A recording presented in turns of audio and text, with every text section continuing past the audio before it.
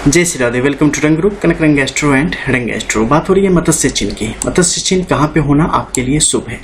जैसा कि आप हमारे पुराने वीडियोस से जानते होंगे कि आपके केतु के क्षेत्र में जब मत्स्य का चिन्ह होता है पूर्ण रूप से, तो ये आपके लिए सबसे ज्यादा शुभ फलदायक होता है। इसके अलावा और कहीं भी ये उपस्थित हो, चाहे वो मंगल के इस क्षेत्र में हो, चंद्र के इस क्षेत्र में हो, स्वतंत्र रूप से आपके शुक्र के इस क्षेत्र में हो, स्वतंत्र रूप से आपके बुध के, सूर्य के, शनि के, गुरु के किसी भी क्षेत्र में हो या राहु के ही क्यों ना हो, ये आपके लिए फलदायी यहाँ पे नहीं होता है। आप कई बार देखेंगे कि आपके सूर्य के क्षेत्र में है और आपको किसी ने बता दिया कि वहां पे होना बहुत शुभ होता है, लेकिन इसका कोई मतलब ही नहीं बनता है। अकॉर्डिंग टू पामिस्ट्री एस्ट्रोलॉजी, जब भी ये कार्य करेगा तो एक केतु के इस क्षेत्र से कम जुड़ा हो, चाहे इसका मुख किधर भी हो, तभी जाके ये अपना पूर्ण फल व्यक्ति को दे पाता है, शुभ फल व्यक्ति को दे पाता है।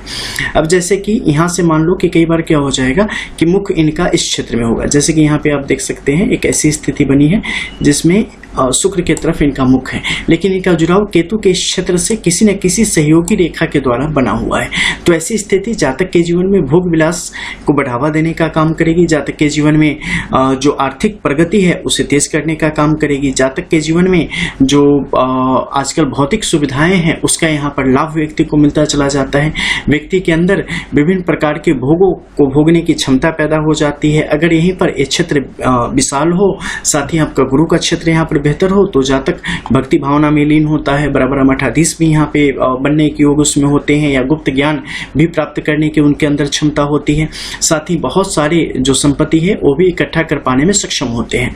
इन्हीं का मुख अगर यहाँ पे देखें तो अलग अलग हथेली में, हथेली के प्रकार के अनुसार, जैसे कि मान लो अगर मंगल की तरफ मुख है, मंगल का एक क्षेत्र उत्तम है, तो ऐसे में व्यक्ति पराक्रमी भी होगा, लेकिन इनका जुड़ाव किसी न किसी सहयोगी रेखा के द्वारा इस क्षेत्र से यहाँ पर होना अवश्य भावी है। इसके अलावा इनका मुख अगर चंद्र के इस तरफ से होगा तो व्यक्ति में लचीलापन भी होगा, साथ ही विपरीत लिंगों के प्रति जो है एक सद्भावना की स्थिति भी होगी, वहां से लाभ की स्थिति भी होगी। चाहे वो घर में जो भी उनके पुत्री हो, माता हो, बहन हो, उनकी सही भावना से सेवा करने से, सही तरीके से उनका आदर सत्कार करने से व्यक्ति को काफी लाभ के योग यहाँ पर बनते चले जाते हैं। वहीं इनका मुख केतु के तरफ हो तो व्यक्ति को दिव्य ज्ञानों की प्राप्ति के योग भी यहाँ पर स्पष्ट तौर पर बनते हैं।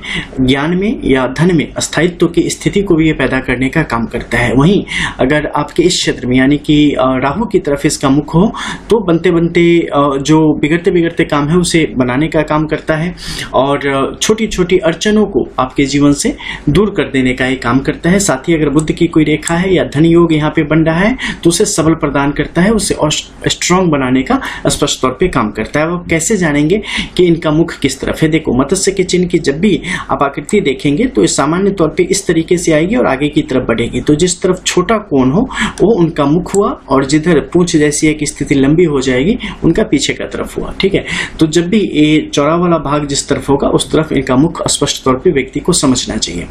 केतु के इस क्षेत्र में नीचे की तरफ होने से व्यक्ति के अंदर ये ज्ञान को, अंतर्ज्ञान को बढ़ाने का काम करता है। वहीं अगर ऊपरी क्षेत्र में रहेगा तो ये विभिन्न प्रकार से जीविकोपार्जन के हेतु और विभिन्न प्रकार से अन्य कार्यों से लाभ के योगों को भी दिखाता है, और उसे बहुत लोगों तक पहुंचाने की क्षमता भी उनके अंदर होती है। चाहे उनके अंदर ज्ञान हो, धन हो, जो कुछ भी हो, उससे एक बड़ा वर्ग, बड़ा समाज यहाँ पर लाभान्वित होने की स्थिति में आता चला जाता है।